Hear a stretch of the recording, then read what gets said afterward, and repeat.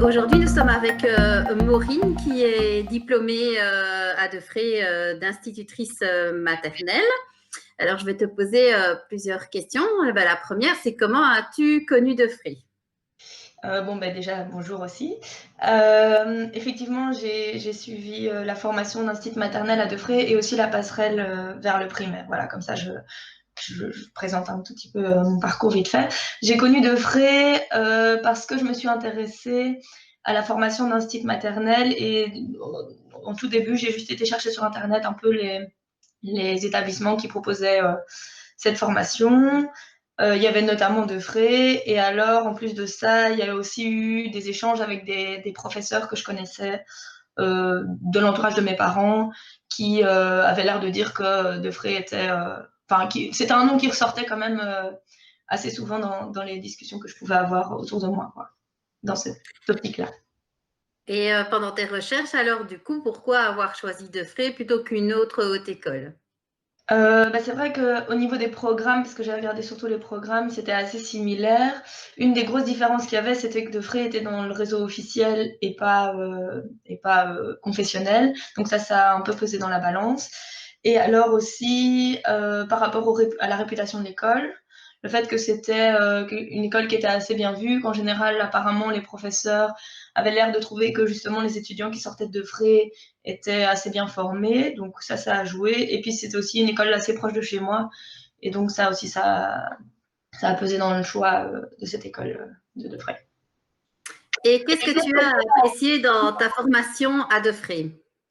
Alors, j'ai beaucoup aimé le lien avec la pratique, parce que j'avais suivi un an à l'UNIF avant, et justement à Defré, j'ai pu avoir beaucoup plus de liens avec la pratique, beaucoup plus déjà de stages et d'approches en classe, mais aussi dans les cours qu'on avait, beaucoup de va-et-vient, de discussions avec les professeurs sur justement comment les amener concrètement dans un métier. Donc ça, c'était quelque chose qui que je trouvais vraiment chouette. Ensuite, il y avait aussi le fait d'avoir des liens avec les profs dans des petites classes qui permettaient justement ces discussions.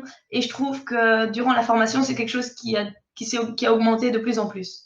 Donc, au plus je grandissais dans mes études, je pense que c'est aussi au plus on est formé, et donc on a plus de choses à dire, je pense aussi. Et du coup, donc ça, j'ai beaucoup apprécié aussi. Et puis, au niveau du cadre de l'école, je trouve que quand on est en été, etc., le parc pédagogique derrière, le petit amphi, bon, qui est sans cesse sans travaux pour être remis en état, ça c'est vraiment chouette quand le temps le permet, quoi. Ça, c'était vraiment gai. Et comment était ta vie d'étudiante à Defré? Est-ce que tu t'es sentie soutenue dans ta formation par les services de Defré ou ceux de la haute école? Alors, déjà, comment je l'ai vécu? Je pense qu'il faut pas se leurrer, il y a quand même pas mal de travail à fournir. Ce sont des études qui sont aussi assez prenantes.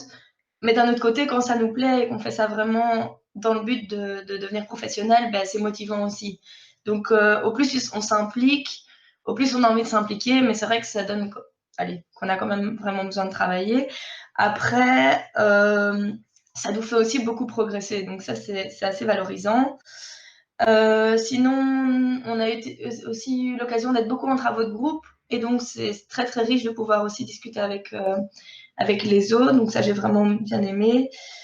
Et au niveau du soutien, moi j'en ai pas eu beaucoup besoin, mais bon, ça je pense que c'est très personnel. Par contre, j'ai fait moi-même partie du conseil des étudiants, et j'ai participé à des cellules de tutorat en tant que tutrice.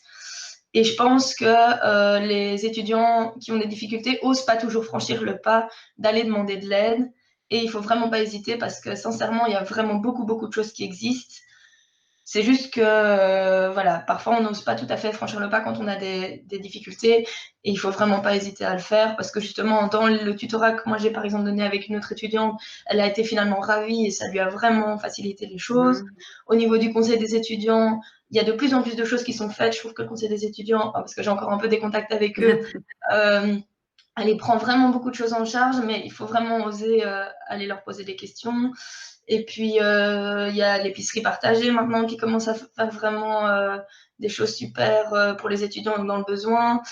Et je sais qu'il y a aussi plein de choses par rapport à la prise en charge sociale ou émotionnelle.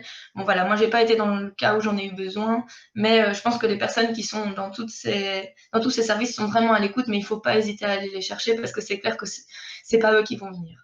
Enfin, s'ils voient des choses, bien sûr, mais c'est difficile avec un établissement avec beaucoup de personnes d'aller chercher les gens. Donc voilà, moi je pense que tout ce qui est là, tout ce qui est mis en place est super efficace. Voilà, il faut juste faire le pas parfois. Mais c'est bien de le rappeler. Voilà. Et, et maintenant, depuis l'obtention de ton diplôme, tu travailles comme institutrice, alors du coup maternelle ou primaire. Tu peux nous expliquer ce qui t'anime et tes projets? Oui, alors du coup, moi je travaille en première, deuxième primaire. Et justement, j'ai pris ce poste-là parce que c'est vraiment la transition entre le maternel et le primaire. Et j'ai l'avantage d'être dans une école qui fait très fort attention à cette transition-là. Et donc, avec mon double diplôme, c'est justement vraiment un plus et ça fait vraiment partie des projets que j'aimerais bien mettre en place. C'est vraiment d'essayer de réfléchir à comment cette transition peut se faire de la manière la plus sereine possible pour les enfants parce qu'on sait que c'est quand même un grand écart finalement entre maternelle et primaire. Donc ça, c'est un des premiers projets que j'ai. Et puis alors, en plus de ça, je suis un master en sciences de l'éducation à l'ULB. Et du coup, ça, c'est plus pour approfondir au niveau théorique. C'est vrai qu'en tant qu'enseignant, on entend pas mal de choses à la radio, pas mal de choses des pays qui viennent d'ailleurs, et on se dit que notre système éducatif est parfois un peu pas aussi bien que dans notre idéal. Et je pense qu'il y a vraiment des choses à aller voir du côté de la théorie et de la recherche.